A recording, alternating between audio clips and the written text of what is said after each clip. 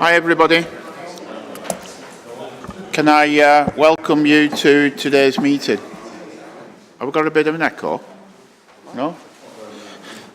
Okay, so item 1, apologies for absence, please. We've got Steve. We've got apologies from Councillor Warner, Councillor Holland, Councillor Smethurst, Councillor Haslam, Angeliki Stoyer and Councillor Grundy. Chair, also Howard Sykes. Howard? Okay, no problem, thank you. Rishi Shorey as well, please. Okay, thank you very much. Under Chair's announcements, I've got a couple of things just to mention today. First of all, my deputy, Guy, where is he? Where's he hiding? Oh, there he is. Okay, it's his last meeting today. And even though he's only 45, he's been a member of this committee on and off for the last 34 years. So he started as a young lad, obviously, and he's calling it a day. So in all the different disguises and names that this committee has been in over the years, he's been part of them all. So just want to say our appreciation to him and hope he has a long, relaxing time. I was disappointed that he actually turned up today because I was hoping to go out personally and deliver a card off us all notification to his holiday apartment, where I'm thinking he'll be spending a little bit more time for the future. So good luck with that. And like I said, thank you very much. I don't know whether any more members just want to say a few things. Doreen? Yes, thank you, Chairman. I can only say, Guy's been an absolute joy to work with. So, well, I genuinely mean that, he has. Very knowledgeable on transport, taught me a lot. And I'm sorry, you're going in a way, Guy. Hey? That's Roger. Yeah, Roger? Yeah, I've not enjoyed working with Guy, to be honest. I think the best thing I can say is that through all those years that you mentioned that Guy has been on this committee, I think it's fair to say his knowledge of transport has been beyond most people, you know, on the committee as well as sometimes the officers as well. So he's done a fantastic job, and I'm pleased to say when he's at meetings, dare I say, he doesn't mention Bolton every 5 minutes. He actually talks about Greater Manchester as a whole and how we can improve the region. So I just think he's been second to none, really, and I think we'll miss him, definitely. Okay. Anybody else? No? Guy, would you want to respond to anything?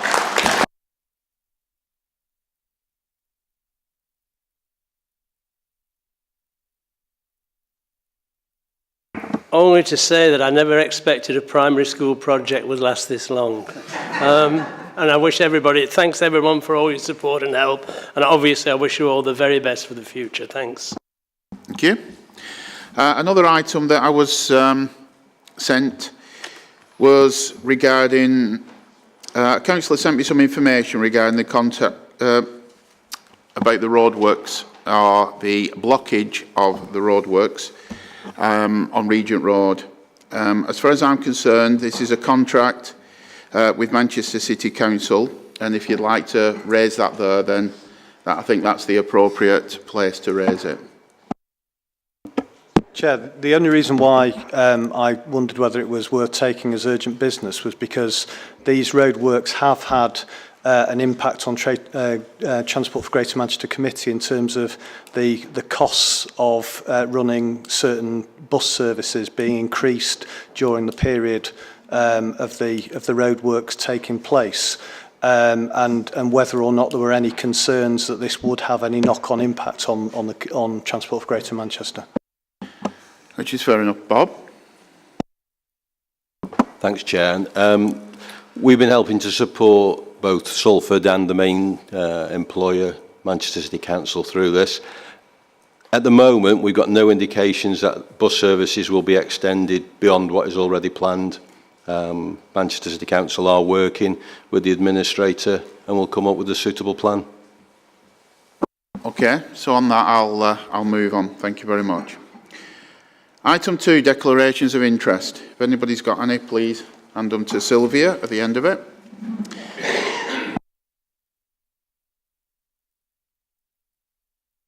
Only if it's talked about in the meeting, I believe. Okay, so we're all right to stay in at the moment unless anybody asks any questions on it. Okay.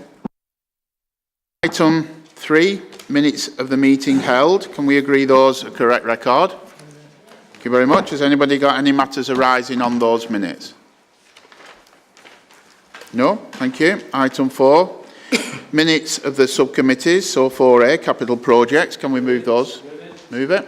Has anybody got any questions on capital projects? No.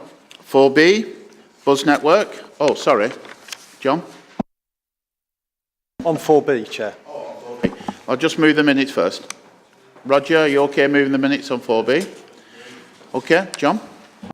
Thank you, Chair. Yeah, it was just in relation to page 3 and the early bird trial for Metrolink, and when we were likely to get a report back on the success or otherwise of the trial, and whether or not it would be transferred into a permanent arrangement for cheaper early bird tickets, and just to see whether or not we were going to get any information on the feedback that we'd received from customers. Yeah, I think we can. Is that 4C? Yeah. Apologies, it is 4C. You confused me then. I thought we were on about bus. So just on 4B, has anybody got any questions?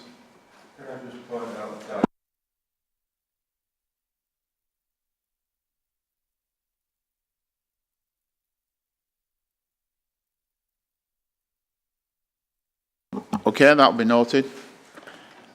Okay, anybody got anything else? So on 4C, on John's point of view, John's question. Okay, we'll come back to him at a later time on that. Do you want to move those, Doreen? Yeah?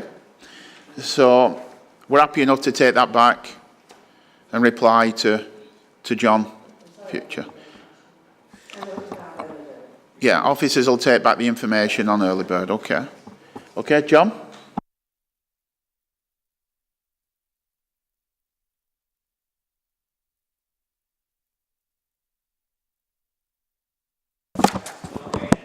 Okay. Yes, of course I can. Yeah.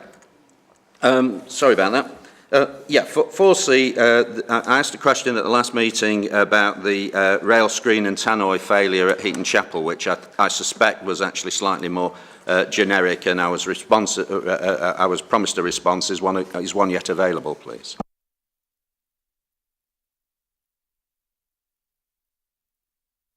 We'll take that back, John, no problem. They'll get back to you. Okay, I've got Kate. Sorry, Chair, it was just to note the exasperation on the faces of the technicians, because people weren't using their microphones, but they've spoken up.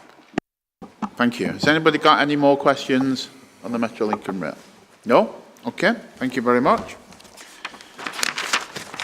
So, item 5, first bus announcement. I'm going to pass over to Steve. Yeah, thank you, Chair. Brandon Jones, who's first head of external relations, is here somewhere in the corner. If I cover an update, and then to the extent that there are questions, we'll lead into that. So members will be aware that on Tuesday the 19th of February, it was formally announced that the Queen's Road depot that First Manchester operate and the services would be purchased by the Go Ahead Group. The sale includes the depot at Queen's Road and round about 160 vehicles, and certainly our current understanding is that the sale will be actually completed over the course of the next few months. First have provided us with assurances that existing local services that operate from Queen's Road will continue to operate until the sale's completed, and that customers should see no changes to their daily journeys throughout that period of transition from First to Go Ahead. First have also advised that there will be continued use of the relevant First branded tickets on what will become the Go Ahead network and vice versa. We employees who work for the Queen's Road operation will transfer their employment to the Go Ahead Group. We've sought assurances from First that they will provide support for staff during this period of transition, and also, equally importantly, that passengers will not be affected by any change in service levels. Go Ahead has confirmed that it plans to invest in the acquired operation and is seeking to reinvigorate the existing depot, and they have also confirmed that the services will operate as Go Northwest. Officers, including myself, have held preliminary discussions with the Go Ahead team, and we will, as you would expect, be engaging in further detailed dialogue in the coming weeks to ensure that all necessary requirements are met. This will include Go Ahead providing the acquired services that currently operate under contract to TFGM, as well as ensuring the operator is briefed on other factors that as a new operator they should be aware of, all in all to ensure that the transition is a smooth one. Members will also be aware that the Queen's Road Depot also includes the operation of the free bus service in Manchester, and discussions are ongoing with Go Ahead about the specific requirements of that service. But again, the understanding is that those services will continue to operate in the way that they currently operate under First tenure. The Managing Director of First Manchester, Ian Humphreys, has written to Mark, which is really along the lines of what I've outlined, to reassure members about the transfer of the operations, and we're also aware that an email that we as officers received that members also received from Go Ahead. We will continue to update on progress at future meetings. I think it's also worth saying that all bus services that operate from First other depots, Oldham and Bolton, remain unchanged and continue to be operated by First Manchester.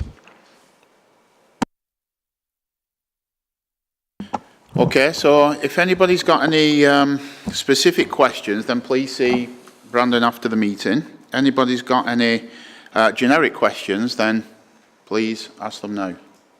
Yep, John? Thank you, Chair. It was just to see whether there was any concerns that this might lead to ultimately a reduction in certain services that might then need to be replaced by subsidised services, and whether any planning was being done in terms of what might need to be done from us. Yeah, thanks, Councillor. There's certainly no indication at all from either First or from Go Ahead that they are planning to do anything other than to replicate the services that are currently operated by First. Okay, Noel? Thank you, Chair. I know there's some concern amongst certainly bus drivers and passengers as well. Is it First plan to also dispose of the Oldham and Bolton depots?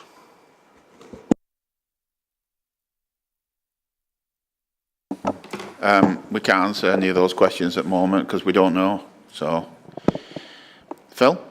Thanks, Chair. Firstly, I'd like to thank Brendan and Ian for working closely with us in Rochdale. But it's, again, we're being given commitments by First who are actually on the way out. We need firm commitments by Go, the company Go, in relation to our bus services in Rochdale. We've seen so many bus services cut, and we've been given so many false promises by First. It's all well and good sat here today saying they're committed to keeping the routes.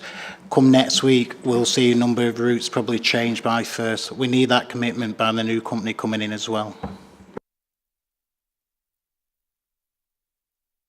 Go Ahead have give us a commitment there, and up to the point of taking it over. We'll have to see in future, see what happens with the services that they'll be running. At this point, they haven't officially took over anything, so they can only give us assurances on what they're agreeing, and they're saying that there's going to be no difference when they take over, as and when it goes through. That's as far as we can speak to now. Roger? Yeah, I just wanted to say, you can be pessimistic about this, but you can be optimistic. What's to say the new operator won't deliver more and better services than currently happen? So I just think you've got to wait and see, haven't you? And let's face it, we need to meet go-ahead, but we're not going to meet them until the deal is done, and the deal hasn't been done. So, you know, it's just continual speculation until the deal is done, and then we need to meet the new operator and see what plans they've got for Greater Manchester. I'm hoping they'll have plans which will improve services and bring newer buses and so on. That's what I'm hoping, and I don't see why we shouldn't hope that until things prove different. Okay, thanks for that comment. Anybody else got another question? No? Okay, so moving on. Item 6, Transport Levy Budget, and I'll pass over to Steve again. Yeah, thanks, Chair. The report in front of you is to update the Committee on the Transport Levy Budget following approval of the levy by the Combined Authority on the 15th of February. I will take the report as read, if that's okay with you, Chair, just to highlight a couple of specifics that the committee has been asked to approve. One is the proposed increase in bus station departure charges of in line with inflation, albeit noted it needs to be rounded to the nearest penny. That's with effect from May. Secondly, to approve the proposed changes in local link and school pass fares in line with RPI.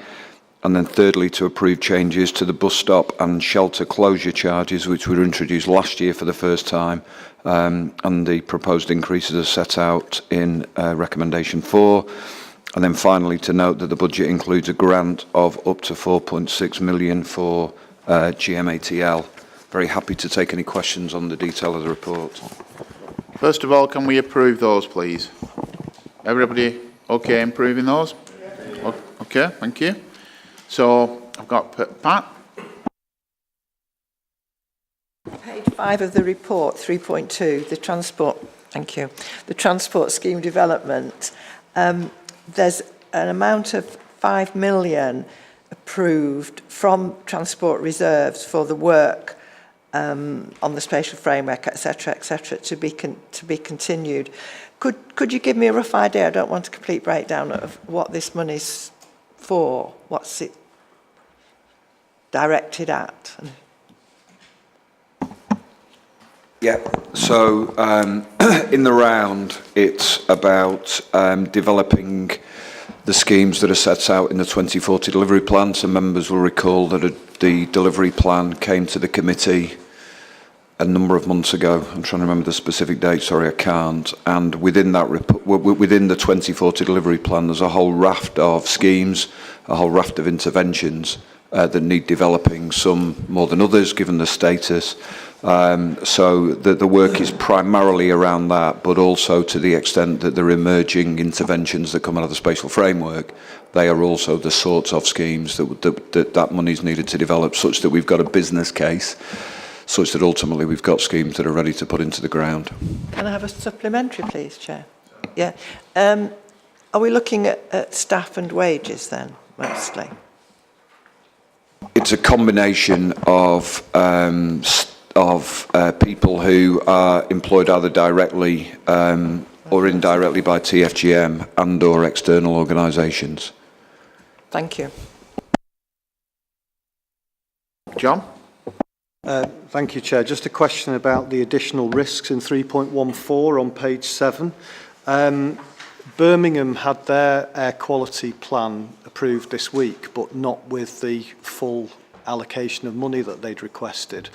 I just wondered whether we have any concerns that makes it less likely that our plan will not receive the funding that we're looking for. And also, has any assessment been made of the potential impact on the cost of subsidised services by the air quality plan? Because clearly some of the buses that operate existing subsidised services will actually fall foul of the air quality rules, so will cost more to run those services. And have we made any assessment about the overall cost of additional cost of those services? Okay, to take those in order. So we're at a slightly a different time period compared to Birmingham. So you'll be aware that our outline business case is currently going through the appropriate governance across each of the 10 local authorities. That business case, the outline business case, will be submitted to government. They will provide comments on that over the course of the coming months. At that point, we will undoubtedly get some observations and comments on our plans from them. The period into the next financial year, a significant part of the financial year is about further developing the business case from an outline case to a full business case. So again, we are in regular dialogue with government and have been during the course of the outline business case to ensure they're clear how much money we need to develop the case. When we get to the full business case submission, there will be undoubtedly a discussion with government around the amount of money that's available to fund the interventions. This is really specifically talking about, for this year, the development of the business case rather than the delivery of the interventions. In terms of bus services, again, given where we are time-wise, whilst the outline business case includes a number of interventions around bus, there's nothing to suggest that for the next financial year that business case will have any implications on subsidised services. Certainly not for this coming year. Kate, I don't know if you want to add anything. Just briefly, Chair. The reason why I raised the issue of Birmingham is because obviously they've gone for a much tougher stance and included private cars in their proposal, yet they still didn't get the full allocation of money that they requested. So I think my concern is that if a local authority has gone down a tougher route and not got all the money, the chances are that we're not likely to get all the money either. And secondly, I, notwithstanding your comments about no additional costs for this coming financial year, has any assessment been done about the longer term additional costs that could be attached to the proposals for tackling pollution? Absolutely, and that will be in the full business case, and that's the next stage of the process. Just in relation to what Steve alluded to, which is that this is going through various different council decision-making processes, the recommendations there that have been developed are very clear around the outline business case being predicated on funding, so the two things aren't separated out. So it would be, this is what's required to be able to deliver the Greater Manchester Clean Air Plan, if that makes sense. Okay, Phil? Chair, can we thank Steve and all the staff in providing this budget report?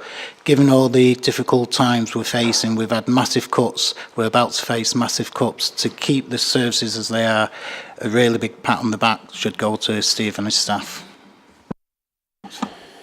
He never even turned up. I was there on my own. No, cheers for that. Robin? Thank you, Chair. Just to follow up on the Councillor Sullivan's point on the £5 million, does this £5 million include the employment of additional staff and resources, or are we utilising existing staff? And if so, what's the £5 million cover exactly? Yeah, so it's an estimation based on the work that needs doing over the course of the next financial year, based on what's in the 2040 delivery plan. So it's a combination of existing resource, but probably, well, not probably, but more a incremental resource that we will that will provide either by taking people on to staff, taking people on to short-term contracts, and/or sourcing external advice as appropriate. So it's a combination. Okay, Roger.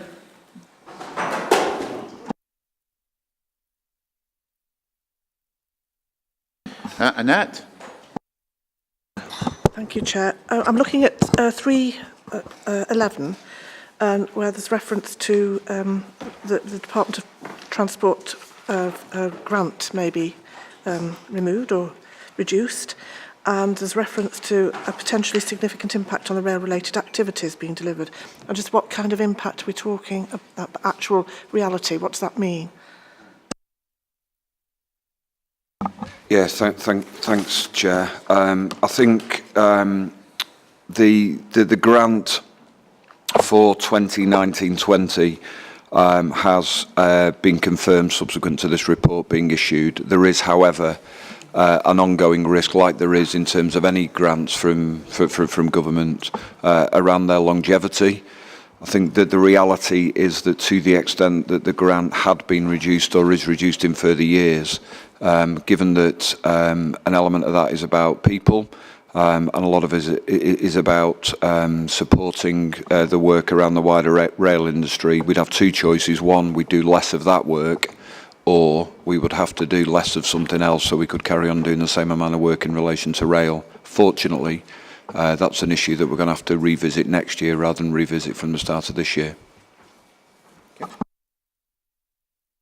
Anybody got any other questions? Yep. Oh, sorry, Pete. Thanks, Chair. I'd just like to come out with a few comments, if I may.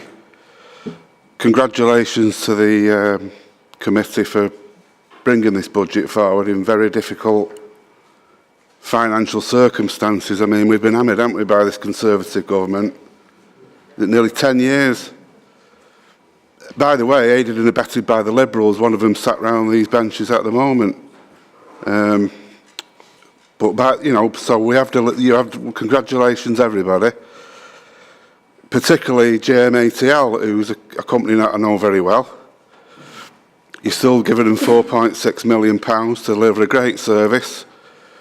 I know that there's people who use the service when it snowed the weather's not been bad the last few years, but when it snowed about 3 years ago and people were marooned in their houses for about 3 weeks, those people didn't even get out until the ring and ride turned up and managed to take them out. So, and people go out generally with the service that they provide. So congratulations to everybody for providing this budget. Thank you. Okay, thanks for that. Anybody got any more comments?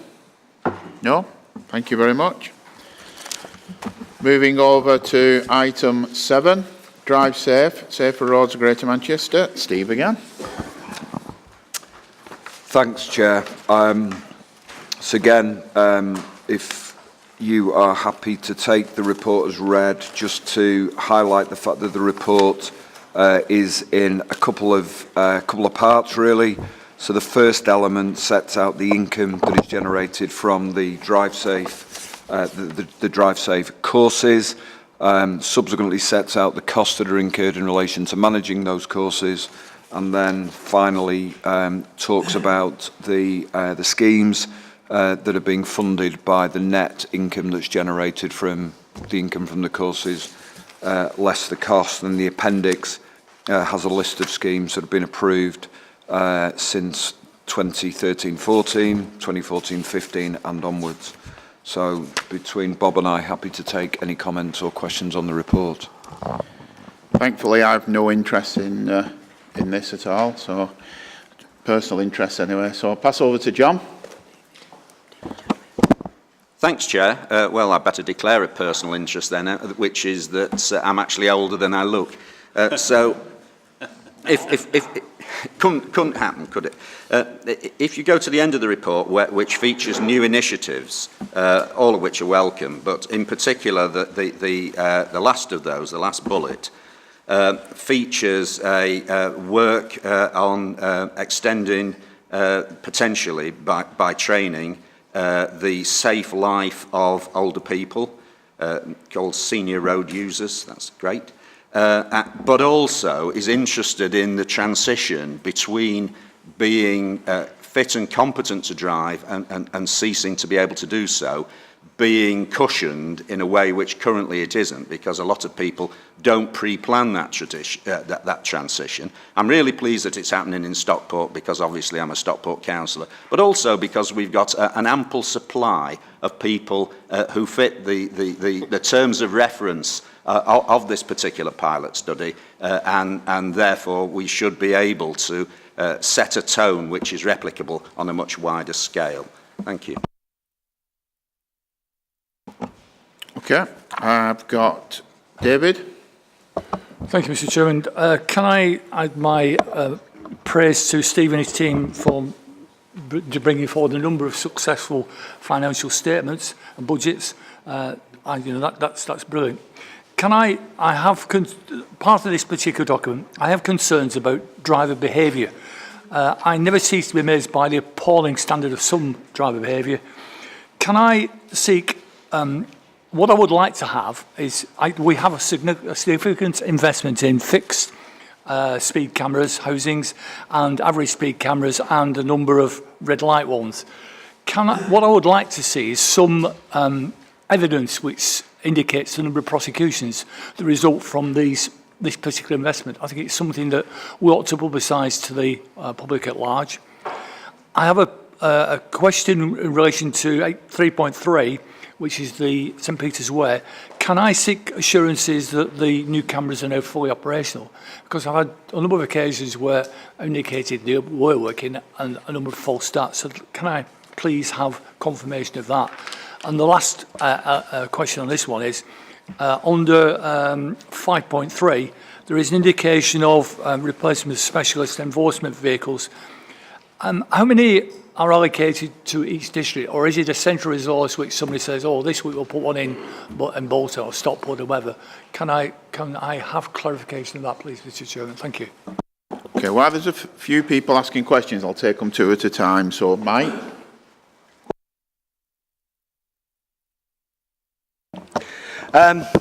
My question is about project selection and project management of various casualty reduction schemes. Firstly, how do we choose the relevant schemes? Is it down to the boroughs to put these forward? Do we have a particular list where they're the most, I suppose, the biggest casualty risk? And how do we follow through once they're selected to make sure that the schemes actually meet the original selection criteria? We've had a number of schemes in Stretford. It's not clear how they were consulted upon and whether they are achieving maximum casualty reduction. There's one particular one on Davy Hume Road East, as it meets Chester Road, which is gaining a lot of criticism because it's still as unsafe as it was. In fact, I was delayed for last meeting because I was a witness to another accident at that junction. And it's this sort of thing. How are we managing it? Are we letting councils off the hook, really, and delivering substandard schemes? Or is it because we're not really going out to the public and we're trying to spend the money very quickly and we're not getting the best consultation of those schemes? Thank you. Okay. Bob, are you answering some of those? Thanks, Chair. With regard to Councillor Chadwick, I'll come back to you on the specifics about whether it's working and how the allocation's done. With regards to selection of the schemes, all 10 districts are involved as a part of the partnership, as are GMP. It's all prioritised on number of users, type of incidents. Each scheme is assessed afterwards to check that it has done the benefits, not just for car users, but for pedestrians, cyclists, etc. And then over the top of that, every Monday when we look at last week's incidents, we go back to check what incidents we've had at that location over the last 5 years, and if there's been any amendments made to that junction as a part of one of these schemes, to check that it actually hasn't made that worse, it has actually improved or reduced the risk. Okay, I've got Warren and Stephen. Thanks, Chair. Just a quick question really on the reserves, Appendix E on page 19. We start the year off with 4.7 million and we finish the year with just over 800,000. I'm just wondering, did we have a very good balance at the beginning of the year, and is 800,000 considered to be enough in reserves?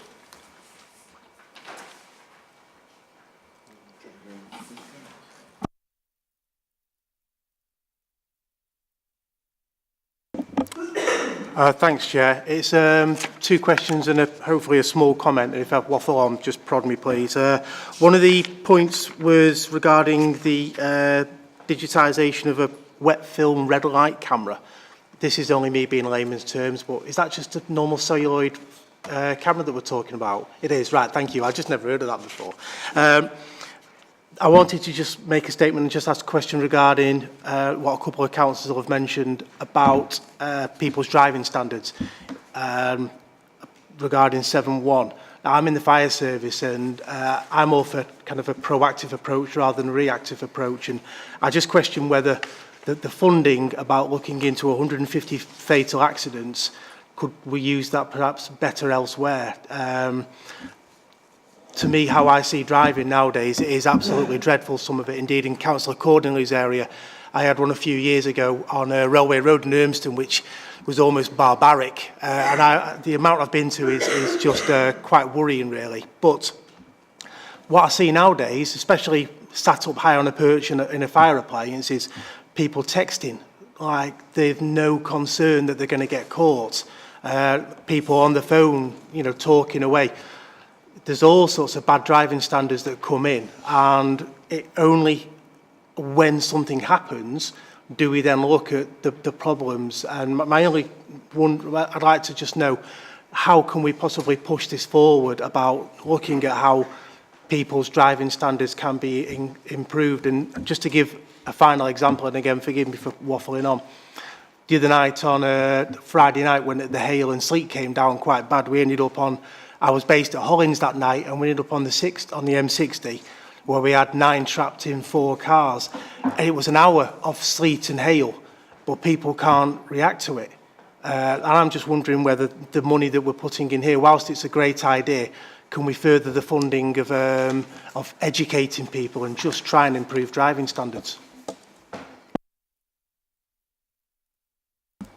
With regards to the reserves, the large reduction is due to forward commitments we've already got to make. And with regard to the 800, 900,000 that we've got left, what we've said is this is one area we should not be having any reserves. Every pound we have, we should be getting straight back out into the road network. So we always run it at a very small amount. Wet film, I think we've already answered. The difficulty with the cameras nowadays is you cannot get the film. So we're having to go through a process, but technology is moving on that rapidly. Do we even need what would be an old-fashioned type digital camera, or the next breed where it'll all do everything in the camera itself? So we're working through that, and we've probably replaced about 50% of the cameras that are out on the network, which is, and bear in mind, we're the highest outside of London in terms of that. With regards to driver behaviour, part of the Drive Safe course and the education, we do run courses for drivers. We run campaigns about winter driving. There's been a recent one. But at the end of the day, if people don't want to take notice of those, they think they know how to drive, that's a difficulty. So a part of that study into the 150 fatal is to actually look at the real root causes, drill right back down through the files, go back to what the police report said, what we got from the driver, to actually see if there's any other trends that we can help to influence. Okay, next two I've got Annette and John. Thank you, Chair. Right, I'm looking at Appendix B, and the first paragraph refers to you're estimating, I think probably you've answered this already, the saving of 0.9 million against the infrastructure investment. And I take it this is calculated by casualty reduction and the cost of the casualties. Hearing what you just were saying before, is that correct? Yes. And as well, I'm just amazed when I calculated how many people are speeding going on these courses. I've calculated 57,000. I might be, and it's just very high because there's lots of people speeding who aren't caught. So the roads are quite dangerous, really, aren't they? Thank you, Chair. It's really a follow-on from Steve's question, because obviously, according to the appendices, these schemes overall have been deemed to be successful because they've the actual savings that have made have significantly outweighed the actual costs of implementing the safety schemes. So it was just really a question about the logic of moving away from supporting a mixture of educational programmes and physical measures to looking at the stats from previous fatal accidents, because if these things have worked, and it looks as though they have, I know these are estimates on the actual savings, but if these projects have worked, why are we suddenly not going to continue to fund these types of projects? And really my last point was just a comment really about are we actually going to see some individual information on the different schemes to see which of them have been considered to be the most successful and which haven't, so that we can look at for future years about what sort of educational activity or what physical measures are the most successful and the least successful? Bob? It's a good point. So with regards to the interventions we do, all of the lessons learnt on each intervention is always fed back into our guidelines for designing highways, cycling and walking, and as you'll hear from Chris very soon, into the streets type environment. So it's not as though we need more funding to any new scheme that comes forward. We take these factors into account and build it in anyway. But there's somewhere there may not be a highway scheme being done, and if we've got funding that's generated from the Drive Safe courses, let's use it to make that better. Okay, I've got Robin and then Kate. Thank you, Chair. 7.2, second bullet point. It has been referred to earlier. My concern is whether the ultimate intention may be to introduce this on a compulsory basis. And my concern, in fact, is because age is a difficult thing to assess people's driving ability. A person of 80 may well be more capable of driving than somebody at 70 or 60 even, or even less. So I think to choose age as a method of doing assessments, I do have some concern about that. So some assurance that we're not just picking on the older drivers in terms of these assessments. And I think I'd go even further, Chair, to actually refer to general driving standards across the age ranges. And I think one of the biggest problems that I think we're facing at the moment is traffic lights and the number of vehicles nowadays that seem to feel it's okay to cross on a red light, not even an amber light, but actually a red light. I see this regularly on the East Lancashire Road at various junctions, extremely dangerous, and a number of accidents have been caused. And that doesn't relate to age-related drivers. So I'm really concerned this is too narrow, and that we're concentrating too much on age, and maybe we should be looking at some method of assessing drivers generally after they've been driving for so long, maybe after 5 years or 10 years or whatever, I don't know. But certainly driving standards generally across the age ranges, to me, seem to have deteriorated substantially. Okay, Kate? Thank you, Chair. So I note from Appendix A that safety benefits are normally calculated when all schemes have 60 months data, and that currently the schemes noted are on an average of 47 months duration. So can you just clarify what is meant by all schemes have 60 months? Is that an average, or when even the most recent scheme had started, when that has reached 60 months? Because that's 5 years, and I know nothing in transportation ever happens quickly or easily, but what I was wondering was whether there's any interim data that we could see to assess the expenditure against at some point. Okay, thank you. Bob? With regards to the age and the driver behaviour, it's an issue that the Department for Transport are very conscious of. What we're trying to do is to bridge the gap in the short term for GM is about how we can help in those areas, and age is one of those. It's also related to the wider picture. In terms of killed and seriously injured statistics, which is what we measure on, so that's basically life-changing or fatality, the vast majority of those are down to a vulnerable group. The vulnerable group consists of pedestrians, young drivers, and drivers above a certain age. So if we can impact those 3 user groups, we can make the biggest dent in the numbers. So we're looking at all of those in different interventions, and this one you see reported in 7.2 on the age-related is just one of those potential interventions. With regards to the 60 months data, what we find is that accidents, so that you remember there was an accident at that junction, but actually when you go back in time, it's probably been 3-4 years ago. So to do the full evaluation, we do need 5 years of data. However, this data is still reported every quarter. We get the download from the Department for Transport, and then we factor that in. So it's a live thing, but actually to do a full assessment, it's 60 months. Okay, I've got one more remaining. Noel?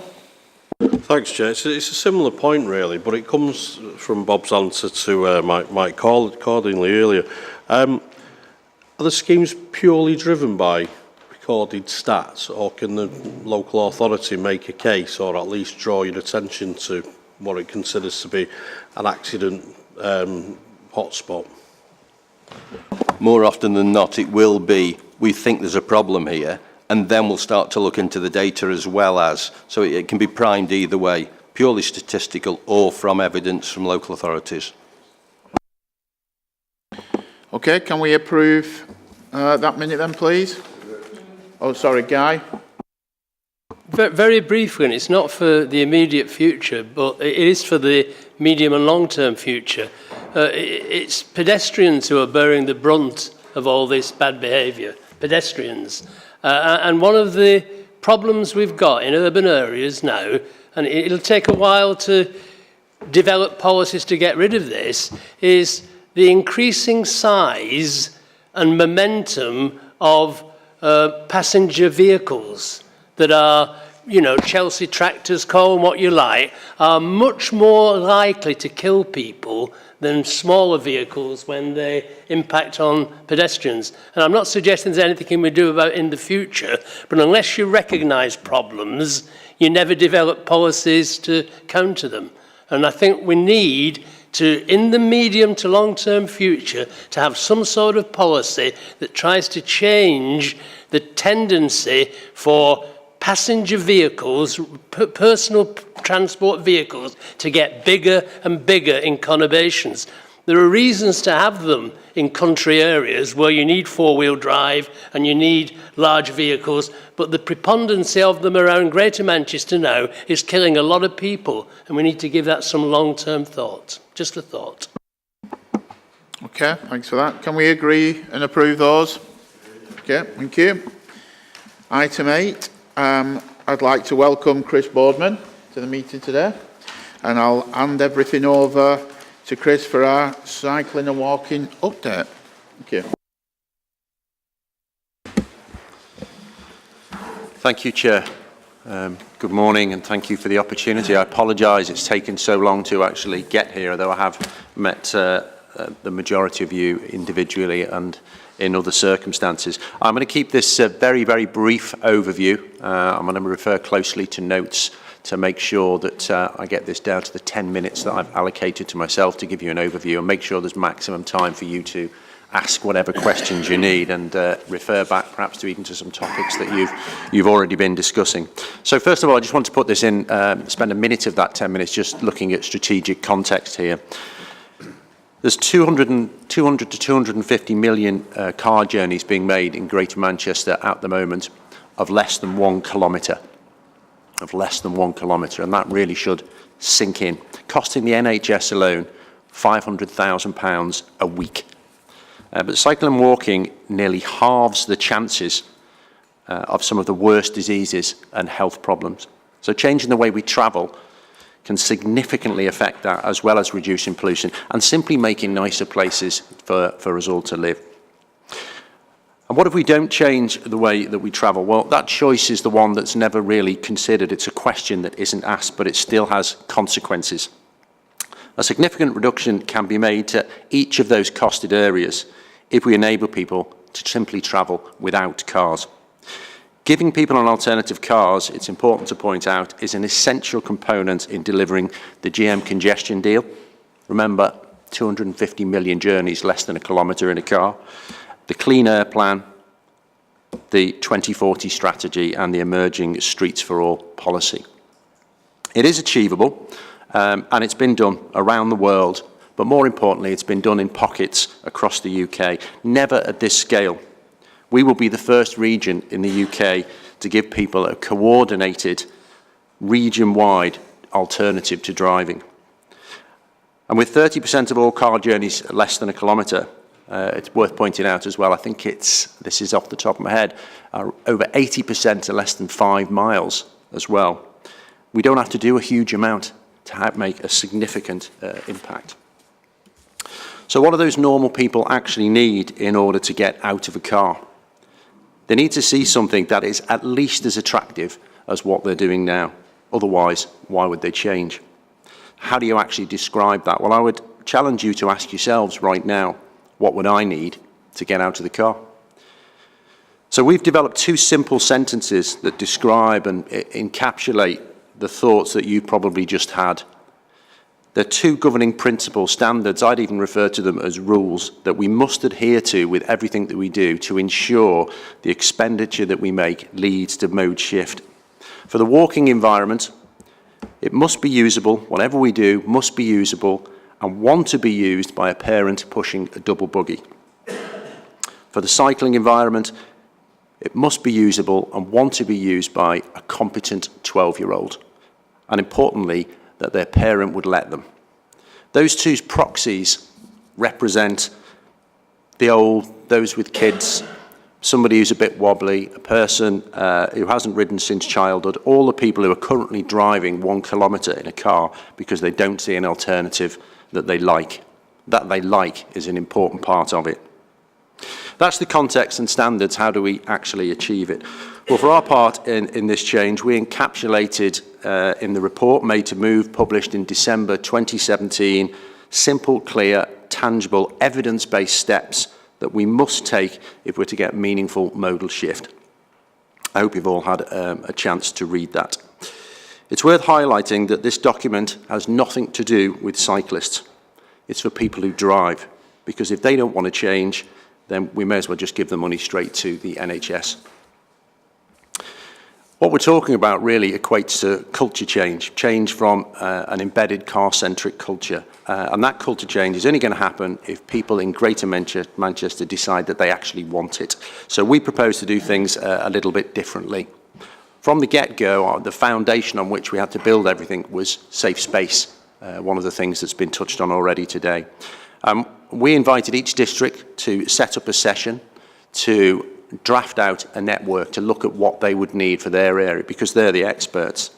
They brought a blank piece of paper, they chose who was in the room, it differed from district to district. We had activists, members of the public, engineers, councillors, a wide variety of people, and they brought with them a blank map of their area, and we brought the pens, but they held them at every step. We just asked the questions. And we brought in expertise, some of the people who've done the transformational work, or one in particular from London, an expert, to ask those questions because they had experience in how to walk people through this process. Work on our parents and our 12-year-old ride or walk now. Where do they want to go? What barriers do we need to remove so they can do that? 80% of GM streets, very like the rest of the country, are actually usable, quiet streets, and that's defined as less than 6 cars a minute in terms of traffic. But they're often rendered unusable due to being severed, surrounded by busy roads, canals, railways. So rather than start by designing big, expensive projects and present them to the districts to try and sell them in, we got them to tell us what the obstacles were and where they needed to be removed. After just a couple of hours, less than a couple of hours, in each district, they produced the first draft of a network that would take people who live and work in their area where they wanted to go without cars. We didn't touch a pen, which frankly I think was wonderful. We brought together all of those, and the exercise produced over 1,000 miles of network of connected quiet roads and an initial 75 miles of protected Dutch-style routes along busy roads, usable by parents with kids and our competent 12-year-old, the people who currently do those 1 kilometre trips in a car. It was a 1,500, it incorporated 1,000 miles. It's now being developed and it's looking more like 2,000. It was 1,500 crossing points to get people across, those severance points. It was bridges. It was a fascinating exercise. And I think allowed everybody to see what was needed to enable people to not have to drive, or allow people to not have to drive. A comprehensive draft for the equivalent of what really is a small road network was produced in a little over 3 months. And that, in my view, is truly leading the way. We said this had to be owned by the people who live and work in each of the districts, and even if they told us, they didn't want to do that. So we asked permission from all of the leaders to put this draft plan online for the public as a draft and let them have an input. And the leaders said yes, proper, brave, inclusive leadership. We used the mapping GM tool, which you can see there, so that people could zoom in and leave comments about a specific street or crossing point. So it was totally relevant to them. And in just over 2 months, we gathered over 4,000 comments. Virtually all of those were telling us to do more and they wanted to enhance what we were doing. It also started a conversation that got to the Manchester Evening News about where's ours, we haven't got enough. What a brilliant problem to have.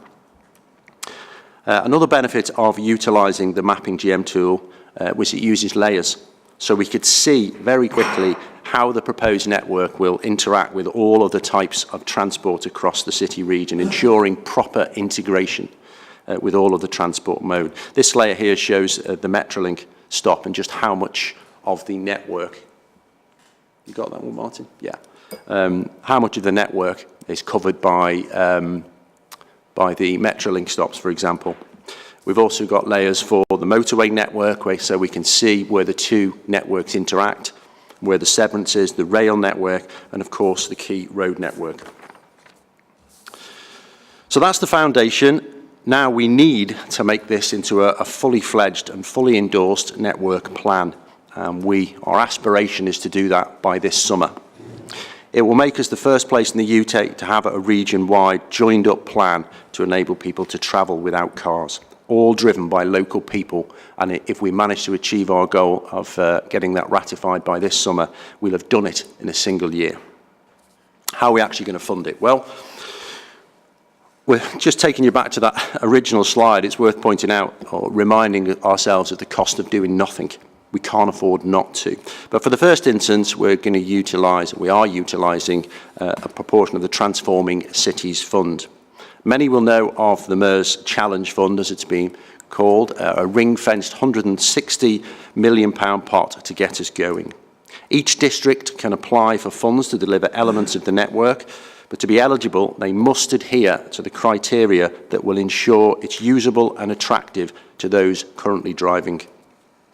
We have experts available to any district who wants to do something but doesn't have capacity, and we've started a training programme that's been highly successful for all districts to train their own people to deliver, all the way through from consultation to engineering design. Importantly, this fund is being used to match ambition. It is not divvied up equally. Any district who wants to make nicer places to live and enable its residents to travel without cars gets funding. Anyone that doesn't want to does not have to. Of course, while the network is being finalised, we haven't stood still. We've already got £40 million worth of schemes that have been accepted onto the programme and are being developed. And the rate and the quality of submission is increasing rapidly.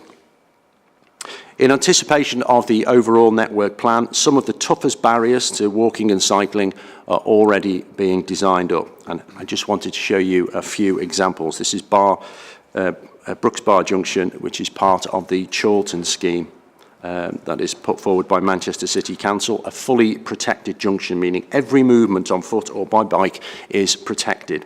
And this will be the first in the UK and was designed and developed at TFGM. Trafford Road in Salford was a growth deal scheme which was hugely enhanced with the addition of MERS Challenge Fund money. And to enable, we said that this had to be owned by the people who live and work in these areas. So I'm sorry, excuse me, I've just actually gone back to another page.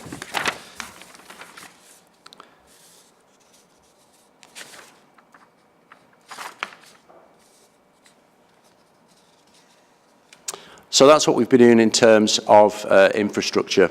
To enable those who don't want to own a bike, don't have somewhere to store it, perhaps it's not convenient because they're starting and stopping the journey at a tram stop or a bus stop, we are looking at giving people the means to use the B network. We've now spent 6 months speaking to cycle hire providers from across the world, just gathering information, learning what we need to, because this is a fast developing area. I personally have examined schemes in places across the UK and across Europe. We've very much considered the problems that were experienced with Mobike, and it does sound rather political, but it's absolutely true that that learning was invaluable. We didn't know what we didn't know, and we wouldn't have had it if that trial hadn't happened. And we've identified solutions that will work in Greater Manchester. Antisocial behaviour is not unique to Greater Manchester, and practical solutions are working elsewhere well, and we know what can work here. So a proposal is going in front of the GMCA for a region-wide bike hire scheme when they next sit. The procurement process for that is already in train and being developed, so we can move quickly. In the meantime, I've already started talks with all of the train stations and with TfGM around tram stops to make sure that we can site these where people live, where they work, where they want to go, to make sure they can have joined up journeys. When we're finished, it is likely, and it's going to take some time, it is likely to be one of, if not the biggest scheme in the UK. Just to summarise, it's been an absolutely fantastic journey, fascinating, and I think it shows what strong leadership, devolution and a community-led approach to politics can really achieve. And I believe Greater Manchester is genuinely poised to lead the way for the rest of the UK in this area. And if I didn't believe that, I wouldn't be sitting here. So those are just the headlines. There's a huge amount going on behind that. But I said I wanted to leave time for you to ask any questions that you wanted. I've got our main officers here, David Budd and Martin Key, to answer any technical questions that I can't. And so I'm more than happy, Chair, to take questions. The danger reduction, the conversation you've just had was of particular interest because that is a barrier to people getting out of cars. Thank you. Okay, I've got Doreen. I'd like to ask a question. Thank you, Chairman. It's not a question. Chris came to Tameside and gave us a very good presentation, so technical questions were asked there. I mean, I absolutely applaud what you're doing. It won't work with me. You'll never get me on a bike, but you will get I'll take that as a personal challenge. But you will get, I see more people on bikes now, and the publicity is out there, and you're doing a wonderful job. I would just like to say, for all these people that keep going on about government cuts, this is 160 million of government funding to get this initiative going, and us to be the first region to do it. Thank you. Okay, Stephen. Thanks, Chair. Hi, Chris. It's a pleasure to meet you, and thanks for that presentation. Just wanted to ask about new builds, because one of the things that we've had recently where I live is a small area of housing that's just been approved. But one of the questions I raised at the time was why is there no cycle lane that's getting put in? And they said, we don't have to do it, which was a bit of a surprise to me. And it's one thing that I always think that these cycle lanes are great where they've got the room to put them in, but a lot of the times you see them kind of shoehorned into different areas. Again, it's good that they're going in, yeah. But I always think it would be easy to have them in from the very beginning. So my question would be, what can we do about trying to get them into the new builds, the new roads that are getting put down as something that is part of the road structure, not just an addition and a nice to have? Well, I think the short answer is yes, I agree. I think the bigger answer is my remit must stop somewhere. I think what we have done is that we meet every 2 weeks, the delivery board, and we have a representative from every area, from police to the engineers to strategy, and everybody is aware of what we're doing and can operate in their areas.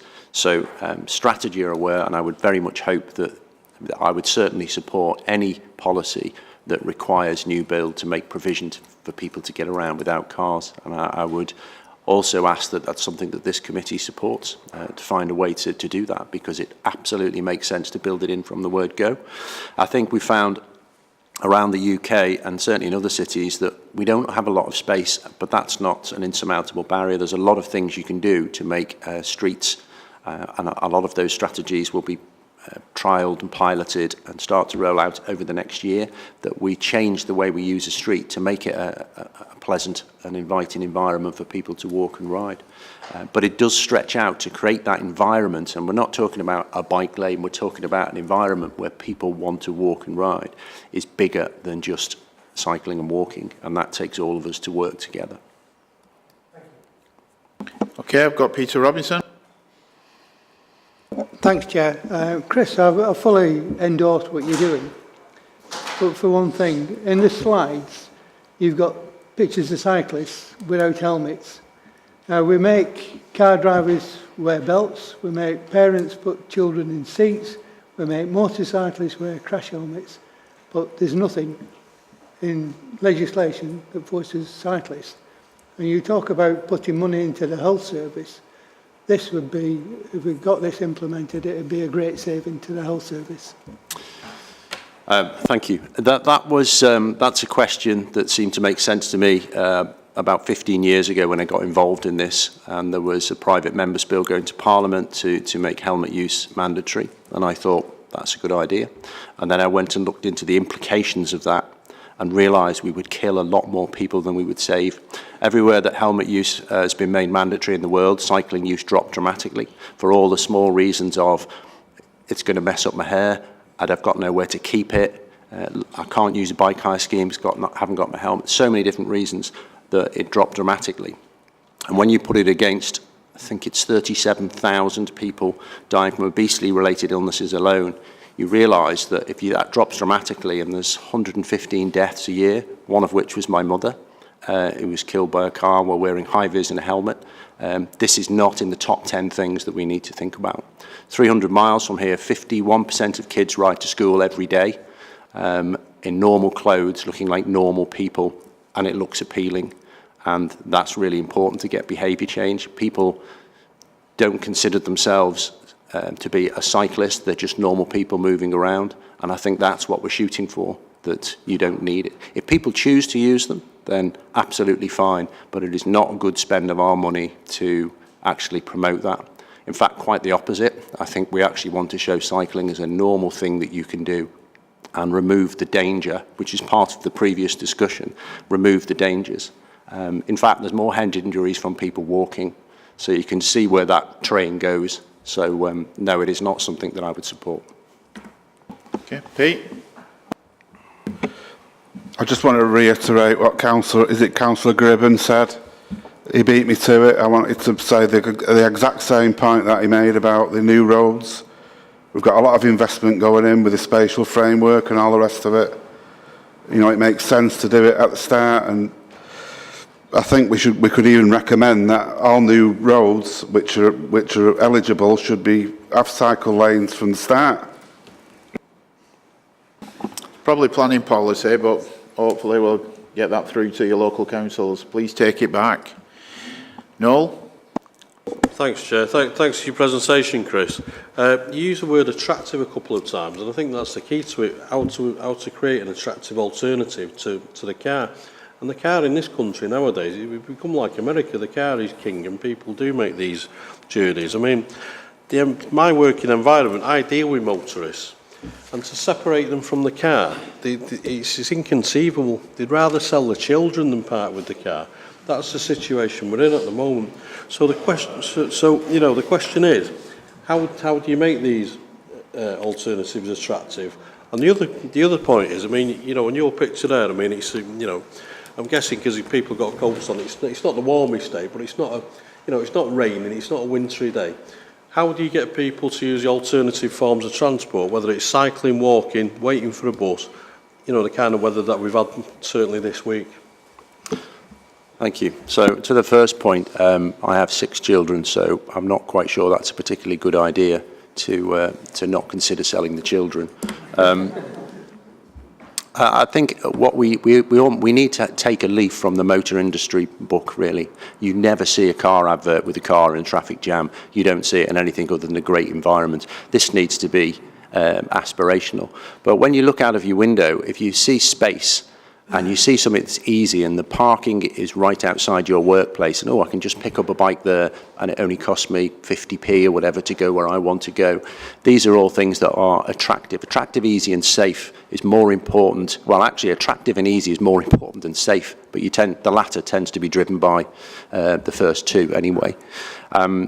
Lots of countries that have the same climate as us, in fact worse winters, have shown that once people establish a travel pattern, I think it's 70% of them continue all weathers because they've already decided how they're going to travel, and things grow up around it, the type of bike they use, the environment where they get changed at work, all the other things that support it. So I think we have to build it up, but there's plenty of evidence to show that regardless of climate, there's people with worse climates than us that actually do this as a matter of course, and so the answers are there. And for me, attractive, I know that I used to train as a professional bike rider, and I actually worked it out once that I actually rode in the rain 6 days a year, which sounds incredible, but I mean, I'm being slightly disingenuous in that I could choose when I trained, but 6 days a year. I rode on wet roads, but it's not actually as a divisive topic as you think. Okay, Mike. Thanks, Chair. Chris, in terms of getting over, I think one of the areas we're missing is getting retailers to understand that their business is not entirely car-based. Invariably, if you talk to shop owners, they'll say, oh, well, if you prevent car parking here, you're going to take my trade away. Actually, all the evidence, as I understand it, suggests the exact opposite. In Madrid, they've recently banned traffic from the city centre over Christmas, and retail went, I think it's since Christmas, retail has gone up 9% since they banned traffic. People are more comfortable in areas where, shopping areas, where you're not about to be hit by a car. And I think we also concentrate a little bit too much on our defined town centres, our sort of regional centres. Actually, where it really makes a difference is in your local shops, the local shopping parade. I bet everybody in this room is within half a mile of a shopping parade where they do a lot of their shopping. No. Well, certainly in Trafford, every ward has about 7 or 8 shopping parades. And they're typical, about 4 shops. There's hardly ever any cycling locker. There's never a Sheffield stand to lock up your bike. We've often allowed cars onto the forecourts so that you have to fight through to get to the front door. And actually, they're blocking trade away. And if we could work with traders, I think we can make some real impact on that. Yeah.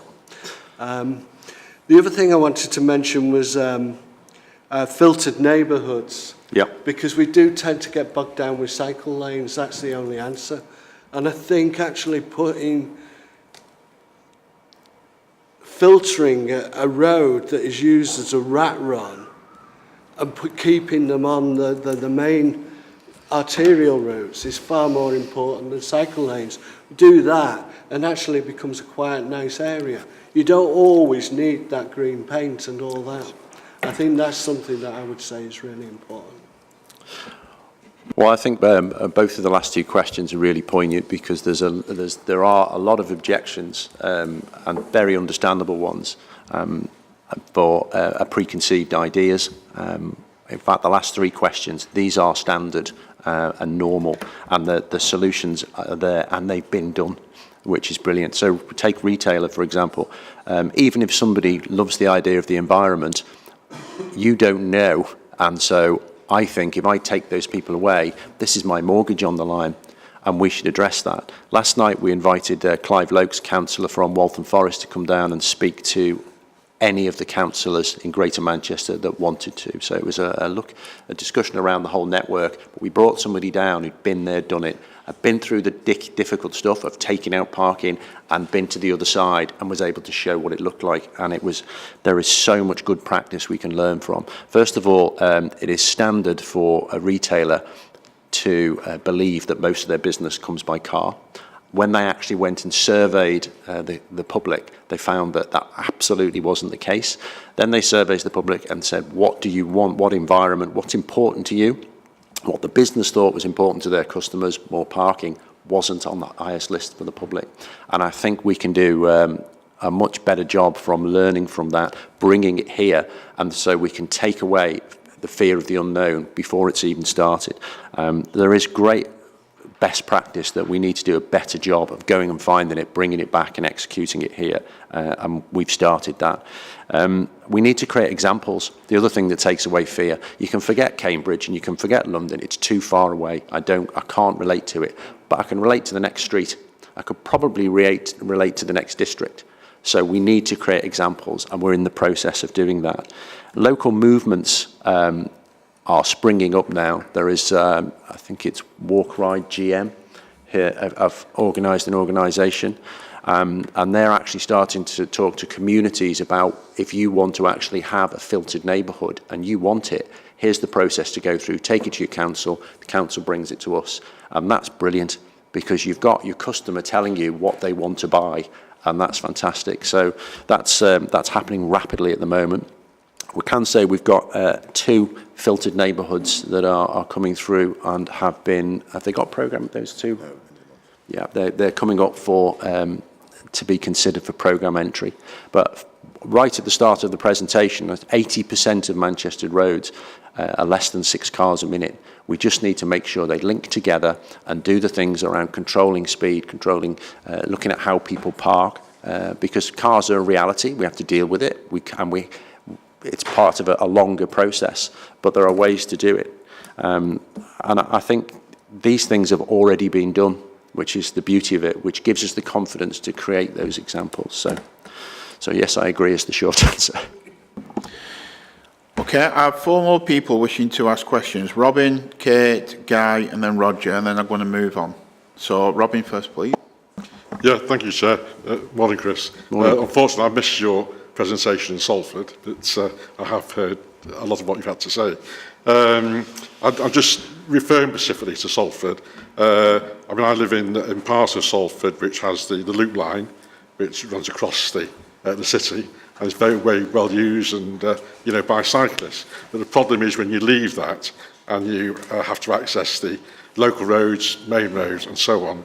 And I think there is still quite a lot of fear. You've referred to it. Particularly for new cyclists actually using the road. Roger will not believe me when I say I actually bought a bike last year, so I could actually cycle with my 2 grandchildren. But I only go on the loop line. You know, I won't risk going on the roads. And I don't think I'm a particular... Photographic evidence. Absolutely, Roger. I'll supply one for you. So I really want to know how we can move better in that respect. And then the other point I really want to ask you, in fact, is that obviously Salford has been very much at the forefront in bringing forward schemes. And of course, we've got the storage facilities now. You showed a photograph before, of one of the schemes off Chapel Street. I just wonder whether we're starting to get any feedback, from those schemes. I know it's a relatively short period of time, but have we got any feedback as to how that's actually operating? And just generally, in fact, how soon can we move towards safer cycling? Because I do think that's the biggest problem with most people. I'm just going to come back on the shopping. I understand what's being said about local shops and so on. But if people are out doing the Christmas shopping, you get 3 or 4 bags of shopping. How are you going to get home with them? Unless there's a suitable transport system. And unfortunately, in my area, there's not a suitable transport system. So there is a big problem there you know, in terms of how people do with their shopping, you know, if they're not using a car. Right. I've got a terrible memory, so I'm going to try and work through that. As to your first point, where you've got space, you would be fairly typical of somebody who, I'll give this a go, but I'm only going to do it where I feel safe. So if you list the things that you need to feel safe, that's what everybody else needs, and that's what we've got to build.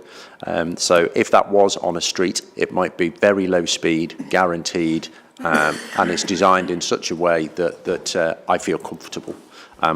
And I think that leads us back to the network and the importance on having a ratified, this is what we're trying to achieve, this is our plan, and it will continue to evolve and grow and amend, but this is what we're going to deliver. Then you can see where you need your bike parking. Then you can see where, right, we have this nice piece that works, but it's missing links, and that's what's happening. It's being done right now. You can go on Mapping GM and see the original version, and it's got clickable layers, and you can zoom in to see the bits that you're interested on. That's there now. It's not open for comments at the moment. I propose that it reopens to comments, because we happen to make sure that people own it and build on it, and it's not designed by us. So that network plan is important, because it's what we will all gather around to see what's missing, what more that we need, and how we make sure it's joined together so you can get to the loop line without having to get in the car first, because ultimately that's what we're after. Parking, I haven't got any specific stats. It is early days. The presentation last night, they're using the same company and the same cycle lockers for residential parking. I believe they charge £25 a year. They cannot keep up with demand. They cannot keep up with demand, and that seems to be a constant. They put a few hundred in. They've now got thousands of people waiting for spaces because they've created the space. Then they put some parking solutions, and it's grown. So I would expect that to be no different here. And as far as the big shop, and the Christmas shop, I think for those, we're not looking to eradicate cars. You know, cars are going to be part of the fabric of our society for time to come, but we need to move away and create alternatives. All the evidence from anywhere that's created livable neighbourhoods has found that people on bikes spend more money because they will do smaller shops more often. They'll go locally. It's revitalised. It's a fantastic presentation, actually. I would recommend even the committee actually view it, because it shows what's on the other side and the reality and what happened. It even shows what happened with the politics of who wanted this stuff and who didn't. And it's a really great integrated presentation of all the things that we're worried about. But the pattern of how people shop changes, but it won't change until there's a viable alternative. Thank you. Okay, Kate. Thank you, Chair. Firstly, I'd just like to say thank you to Chris and his team for what I think is an extraordinary effort that you're going to engage, particularly with elected members, because as custodians of the places that we represent, we're in a really good position to help you get the message out. You've preempted something that I was going to ask you, and that was the presentation from Waltham Forest last night that Councillor Noor and Councillor Cordingley also witnessed was exceptional. It was presented with real enthusiasm and energy that was really infectious. And I wanted to ask, could somebody arrange to have that presentation circulated to this committee? But also, would the committee consider inviting Clive from Walthamstow to give that presentation himself and take questions? There are elements of it that are and it's all evidence-based. The data is there, and some of the findings are a bit counterintuitive. Like, for example, the disconnect between how retailers think their customers travel and how their customers actually travel. I think that's a really powerful message.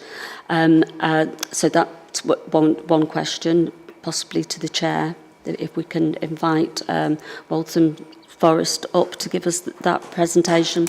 And just secondly, on the bike hire scheme, I know it's very early days, but I just wonder if you're in a position to give us a bit more detail on that today, and if you're able to expand on what some of the main learnings from the Mobike experiment might have been. Thank you. So at the moment, the bike hire scheme is enormous. There are a lot of different ways to achieve it. If we do it for all of Greater Manchester, which is the Mayor's desire, which is mine, which is the leader's desire, it is absolutely enormous. I can't tell you any details about it. It doesn't exist. And one of the challenges that we faced is we need to appoint somebody to work with to find the best solution, and then we see what we need to do to achieve that. So we need to put the cart before the horse.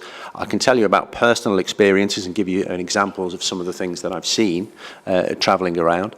So when I first came to Manchester, the Mobike scheme was already in train, and I was travelling in by train, and I thought, this is brilliant. I open an app, I can see where the bike is, I can reserve it so it's there, I get on it, I ride it to where I want to go, get off and walk away, and it's cost me 50p. How great is that? And it didn't work. And it didn't work for several reasons. It was an enterprise that didn't embed itself in the local culture, which is a very sort of generic, what does that even mean? But it didn't belong to anybody, it was just a thing. A lot of the vandalism, a huge amount, I'm tempted to say 90%, was actually kids who wanted to use the bike and were axing off the lock so they could use the bike. In a sense, it's the best form of vandalism. People wanted to use these things. It was new, there was a small amount, and so people couldn't walk out the door and know that there's something going to be there to get them to work. It may be there, maybe it isn't. So there was lots of reasons which I won't delve too deeply in. I found myself a few weeks later working in Edinburgh, purely coincidentally, and they had a scheme running there that's semi-docked. So I can go and find it at a specific station. I could stop at an office or somewhere to eat and park it outside, but the meter's still running. It's still on my credit card. And when I'm finished, I have to put it back before it will go offline. That was quite a good system, and that's working well. Fully docked systems have very low rates of antisocial behaviour associated because you're responsible, we know who you are until you put it back. The type of bike is a thing, but I think most importantly of all, what was interested me in Glasgow was they utilised a local charity who employed a lot of the people who were causing problems. So they also have a problem with a real challenge with homelessness. So they actually employed some of the homeless people to quite a large number, train them to SciTech level 2, which is a mechanics grade, and they redistributed the bikes and maintained them. And so they became part of the community. I also think they give a small amount of each hire to a local charity, so it belongs to the community. So the huge amount of lessons, and that's just one example of some of the things that we found. I think we've met with about 20 different scheme providers now. Electric bikes is a serious consideration. It's not what people need, but it's what people want, and that's more important. And that's fascinating and emerging. It changes things like cost, which goes back to the original statement I made about how we balance this. But electric bikes will almost certainly have to be part of the mix, and it extends range slightly as well. It makes people happier about doing, moving that 1 to actually I'll do 3, 4, 5 kilometres. So I think that's fascinating. So we're on the case, and I'm very confident, and I'll stake my reputation, I'll stake David's reputation, on that we will produce something that will work in Greater Manchester. But we wouldn't have been able to do it if we hadn't had the Mobike experience, because I personally would not have spotted the problems. And yes is the answer to the other question. Can I just come back on the electric bike thing? Could we please put some consideration into areas that have quite challenging topography? Stockport is very hilly, and cycling would be more attractive to people who know that they'll be able to get up steep hills. Okay, I've got Guy. Thanks, Chair. In terms of the heavy Christmas shop, it would be helpful if you didn't have to walk 50 yards through a car park to get to the pavement. Almost all supermarkets are fronted by enormous car parks. So you've got to walk through the car park to get to the pavement to get on a bus. And that equally applies to the shopping trolley, because the shopping trolley, if the supermarkets were designed to be proximate to the road network, then you'd be out of your shopping trolley onto the pavement and a potential. So really, it's the configuration of the parking in supermarkets is very unhelpful to this overall project. In terms of new build, I agree with the idea of new build ought to be built in, but perhaps we ought to be looking backwards as well. I think the idea of doing it with a few quick hits was absolutely the right way to do it. You know, see what you can do very, very quickly. But I think in terms of the longer term, when people designed the conurbation, they designed it for roads and had to be a certain width and had to be a certain distance from a river valley. But if we look back, there's an opportunity in lots of the districts in Greater Manchester, I know it would be capital intensive, but to put areas that would suit cycling and walking, but not vehicles, proximate to the watercourses. I know that Bolton is, we've got one of our rivers, the Middlebrook, because it was next to the railway line, there is the possibility of going right the way from the Middlebrook out of town shopping, right the way through to the centre. And that's just an accident because of the proximity to the railway. It made sense to have that sort of area of concrete. But we've got lots of other river valleys that would be, as I say, it would be capital intensive, but you've got to take a longer term view. And the fact that they weren't suitable for roads doesn't mean when you look back and think about it again, they're not suitable for avenues that would suit both walking and cycling. I think there are a lot of opportunities in Greater Manchester for that process. And I know it's capital intensive, but you've got to take a longer view. I think I've said to people before here, 35 years ago, when I was deputy leader in Bolton, I put it to the leader that we should tackle the problem of unadopted rear streets. And he said it'd take us 100 years to do that, given the capital we've got. If we'd listened to me, we'd be more than a third of the way through the process now.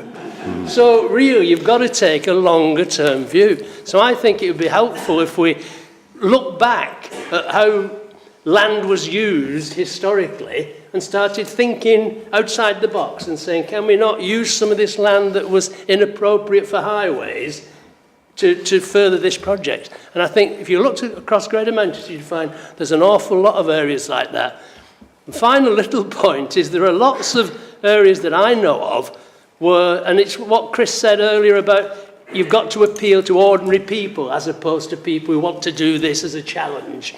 Lots of areas where you could access these areas if it wasn't for a sort of 50 yards of cobbled streets that are difficult, or sometimes 100 feet of cobbled or uneven land that actually separates two perfectly good bits of areas for walking and cycling, but because there's this bit of a rough area that we've never tackled, it sanitises the journey between the two. And again, I think you could look at that, and I think in all our wards, you'd be able to spot areas where, as I say, you can go that way and you can go that way. And for a small capital sum, you could facilitate the joining of the two.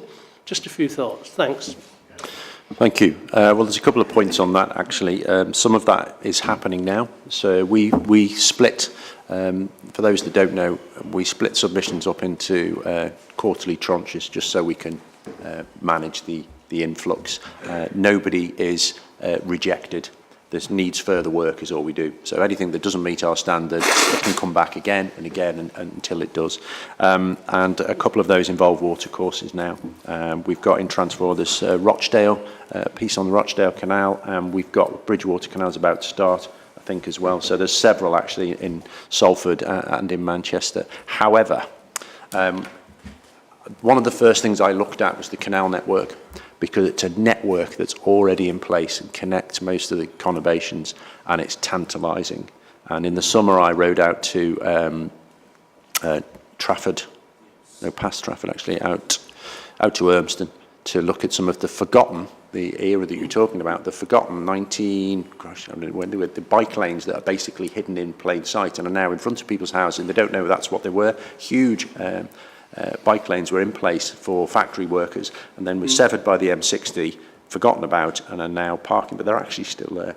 So we went out to look at that, and I went on the canal, and it was glorious, and it happened to be a nice day, and I realised that if I put any more traffic down here, people moving around, then you instantly going to have conflict between walkers, people riding bikes, people fishing, people using a nice place for what it is. So the only way we could use it for transport really was to go over the water and use those spaces, and it's a genuine choice, and there was no appetite to do it. But we can't use it as a big part of our solution to reduce 250 million short car journeys. It works in places where to stitch things together. So in Wigan, there's some great stretches that are perfectly appropriate. So I don't think it's the be-all and end-all. I think it's definitely part of the solution, and some people were already doing it in some places where it helps to connect. It also needs to take people where they want to go. So if it's a shop or it's a school or a leisure place, that's where we have to make sure that they can go there without a car. So I was fascinated by it, and I thought, this is a ready-made network. When I looked at it, I looked at the low bridges. I use the canals in Manchester to walk now. I'm walking like this, and if there's someone coming the other way, I've got to wait. We'd have to go out over the water. And there's the Canal and Rivers Trust, Peel Holdings, don't want to go there. And I can even understand them not wanting to go there. I do think they could be maintained better in a lot of places to make them usable by that small number, though. Sorry for the long-winded answer, Chair. But I saw the same thing, and I'm I think it would be mixed on helpful it. if you banned pole fishing. Yeah, well, we're not going to that one. Yeah. Right, so I'll take the last one now, Roger. A lot quicker than Guy's question, this. Chris, can I just ask you about... Oh, by the way, I think your team are doing a marvellous job, I must say. I never ever thought in Greater Manchester we would have the priority and the budget available that's taking place now. So it's amazed me. I think it's fantastic. But pinning you down on a couple of issues. There's two issues. I've heard you answer the cyclist question about helmets twice now, and you've given an answer that I never expected anybody would say, although I do get the point you're making, and I think I do agree with you. But when it comes to cycle lanes, to me, I know I'm not very good at these things, but there are two sort of cycle lanes. There's the typical one on a major road where the cyclists are bombarded by traffic within a few feet of them, and a lot of people don't think they're safe. But then there's the cycle lane that's separated or segregated, if you like, from the traffic, where the non-cyclists, you know, with children and grandchildren think, well, they're much safer. Let's try and separate the cyclist away from the traffic. Does that matter to you? What's your answer to how cycle lanes should be? The final one is just about car-free days. I suppose I'm jealous of some major cities in the world having a car-free day, and Manchester and Salford needs to have a car-free day, but then all the other districts needs to be challenged to do the same in your town centres as well, because I just think it would be lovely to show younger people what life can be like without the motor car threatening everybody as it does with pedestrians and cyclists. So it's just that in Greater Manchester, maybe it's not a priority this year, but I wish it was.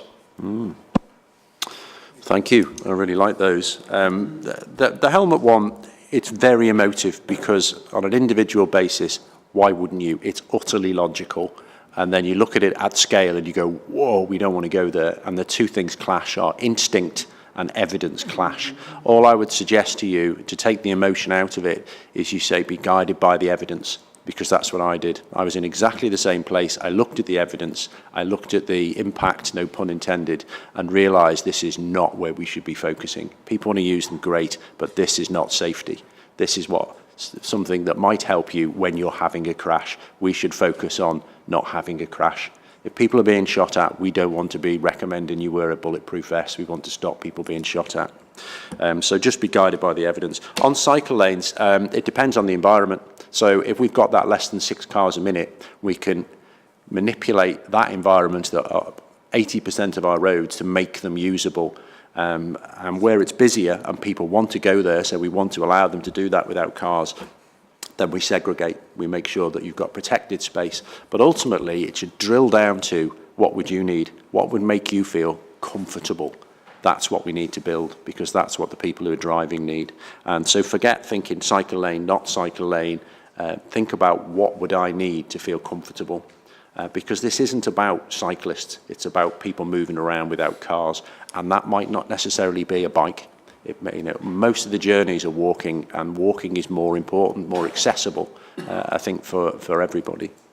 Can I just make one tiny point on danger reduction as well?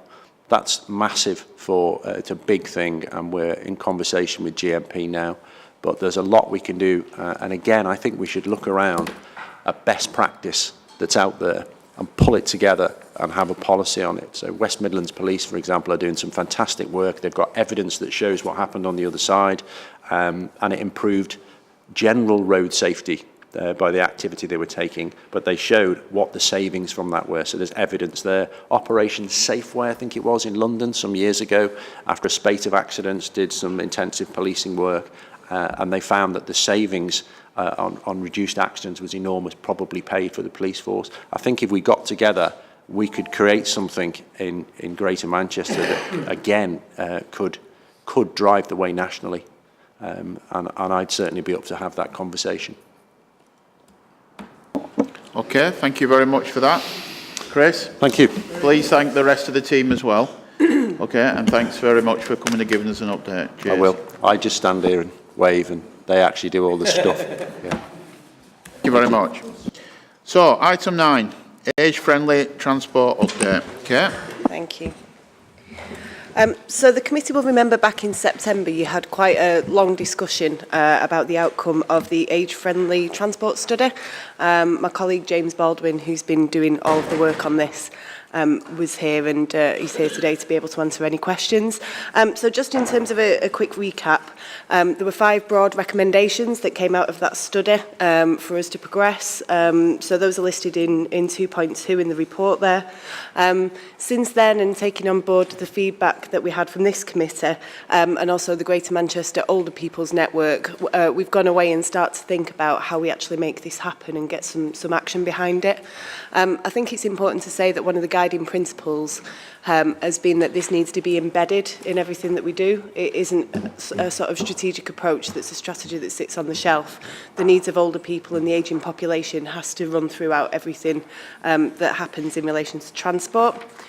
So what we've brought back today for your comments is an outline plan for the approach that we're intending to take next. So that sets out 7 key themes that we're hoping to pursue. Again, these are listed in the report and in section 3. So these relate to involving older people in relation to decision-making processes that are made that affect them in relation to transport. Accessibility, obviously, continues to be an issue more generally, but in particular for older people. Health, and it was something that Councillor Burke, who I know has had to go, raised last time in relation to that point around off-peak appointments, if you like, and we're looking to pursue that with colleagues from the Health and Social Care Partnership. A customer service element to that as well, so in terms of how we make sure that staff on the front line are aware of and can anticipate the needs of the demographic. Community transport, and obviously we've touched on Ring and Ride previously in the budget, and this committee has always had conversations in relation to how important that is. As well. Safer driving has been a bit of a theme, I think, for today. Obviously, there was a couple of mentions of that before in relation to the age issue, but I think particularly the point that Councillor Taylor had raised in relation to that transition and options other than driving, and making sure that people are supported to consider what those options may end up being. And then in relation to the age-friendly neighbourhoods, and again, just picking up on the discussion that we've just had in relation to the future of walking and cycling across across the city region. So I think the idea for today is to seek members' comments just in relation to the direction of travel. What we then do then is to be able to set up a group that drills down into the detail to actually make some of this stuff happen. Thanks, Chair. Okay. Has anybody got any questions? Roger? I've been asked by a couple of members about the section on community transport, and the only mistake I think we've made, I think we could have done with separating ring and ride out from community transport. I know ring and ride is, the way to put it, ring and ride is professional community transport, whereas all the other community transport tends to rely on volunteers and so on to run it. So I'm not putting community transport down. What I'm trying to say is I think it'd be helpful to have a section on each, because if you like, ring and ride has a huge budget paid by the local authorities. Its drivers and so on are on rates of pay, you know, according to, whereas there are parts of the community transport empire that rely totally on volunteers and other, you know, so there are two strands, that's all I'm saying. Okay, John? Thank you, Chair. Just an observation that there isn't any mention about technology. One of the biggest challenges facing older people is sometimes tackling technological changes and advancements. And I was just surprised that that didn't appear in the document about bearing in mind the difficulty that some older people do with new technology. Chair. Oh. Thanks, Chair. Just sticking with the community transport issue, there is a reference there to a pilot scheme in Leeds, which obviously, in terms of the involvement of members in here with GMCA, if that were to be to give positive guidance, we'd obviously want to see that.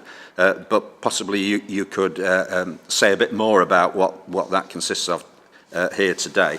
And the other point is about safety. And one of the things that struck me when Councillor Gribben was talking about his professional relationship to that is that there's a paradox here, which is that we are funding a load of safety measures through revenue earned by people who have transgressed the law, basically generated through speed cameras, as far as I can see.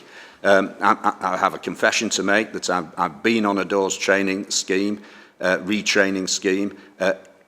When I didn't have great high expectations of it, but I found it fascinating. First of all, the constituents who were present on that course had nearly all, it didn't include me, this particular bit, been caught on the same speed camera going clockwise round M60 on the Tameside-Stockport border.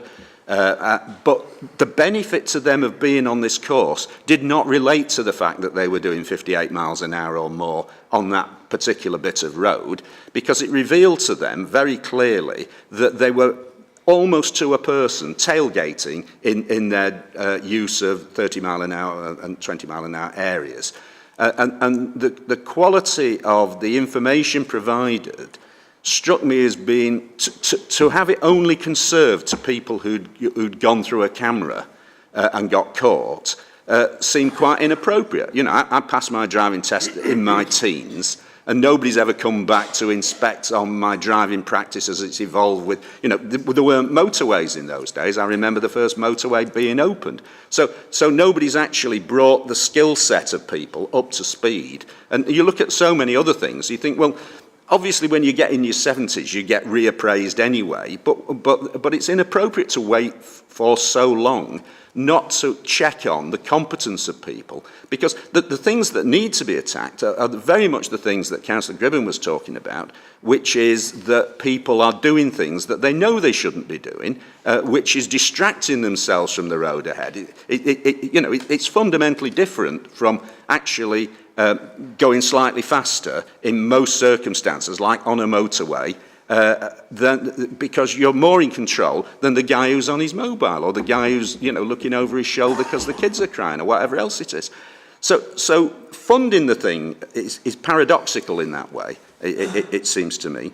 But the general issue of safety, I think, it needs to be more thoroughly addressed than is currently the case, and that ought to apply to everybody on the road.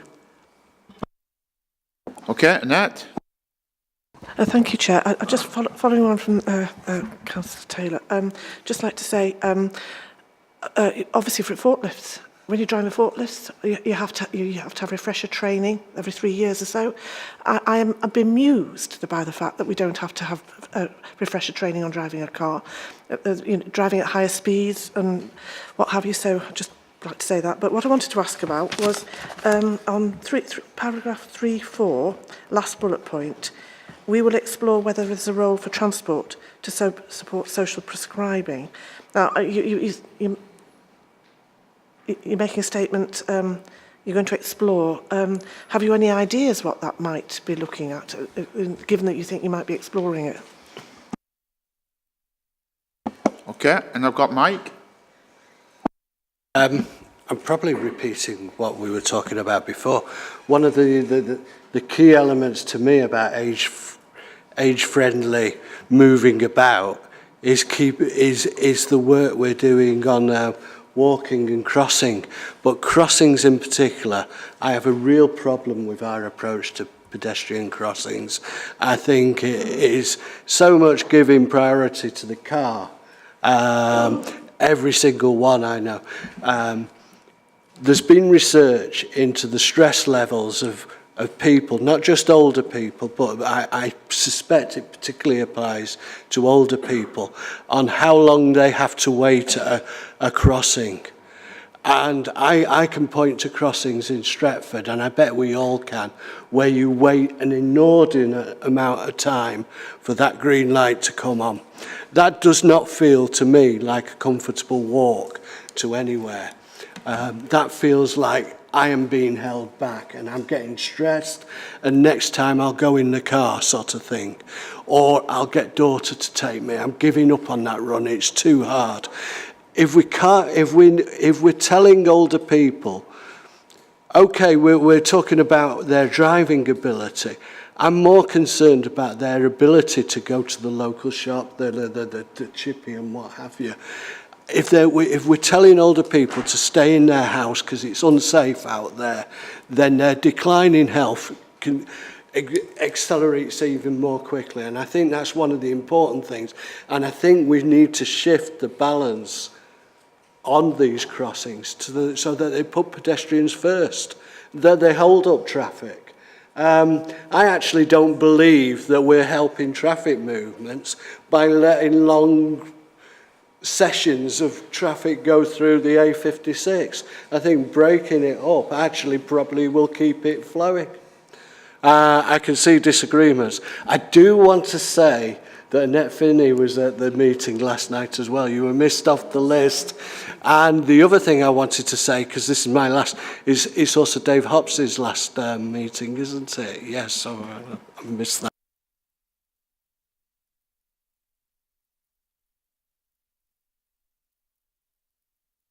Just in relation to a couple of points, I'll come back on a couple of points and James will then follow up. In relation to the technology point, Councillor Leach, absolutely.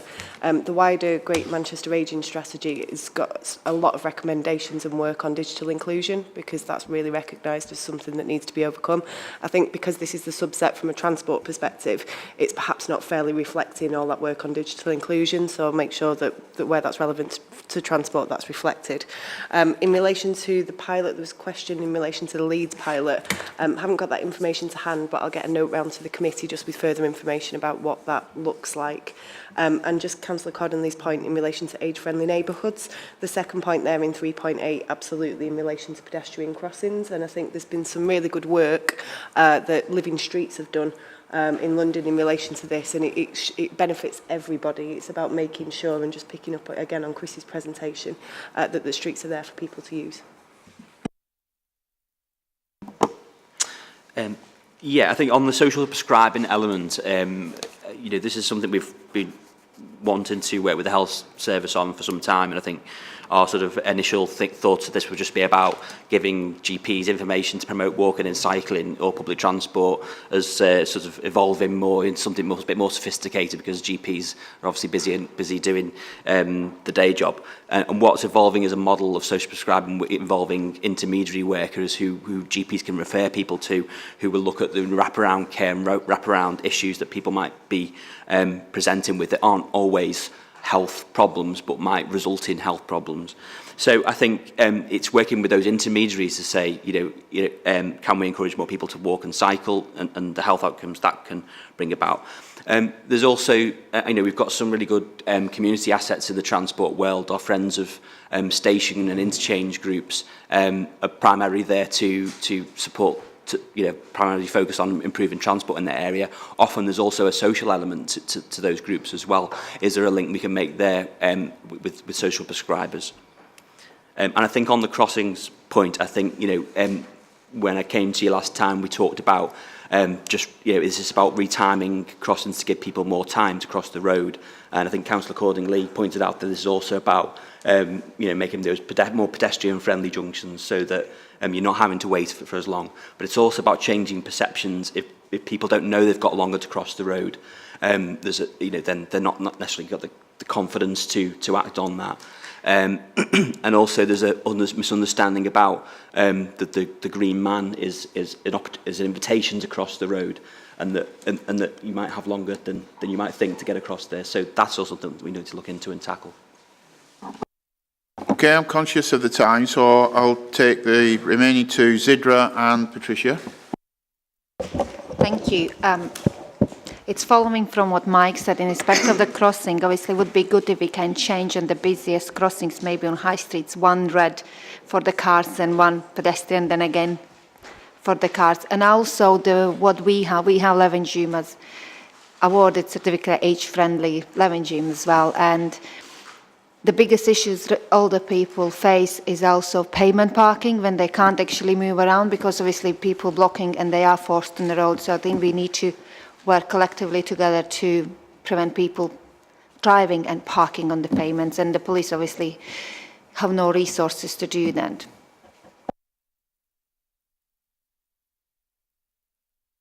Thank you, Chair, but might pinch my crossings one. But I'd just like to say that I think it is disgraceful that we have 8 seconds to cross a road, and I don't care if cars have to wait, because they're nice and warm and safe, but to actually expect somebody to cross a big crossing, I get these, but it's just, why is it going on so long? 3 years ago, I got £5,000 off my council to actually do an investigation on one crossing, and nothing is done. In fact, I've got a note for somebody over there because I want it looked into. Why can't they do it? They go on about, oh, it's the whole network. Well, get on with it, look at the network, but do it. That must be relatively simple than building great, and bikes and new ways. Just get people across the road to the shops they want to go to.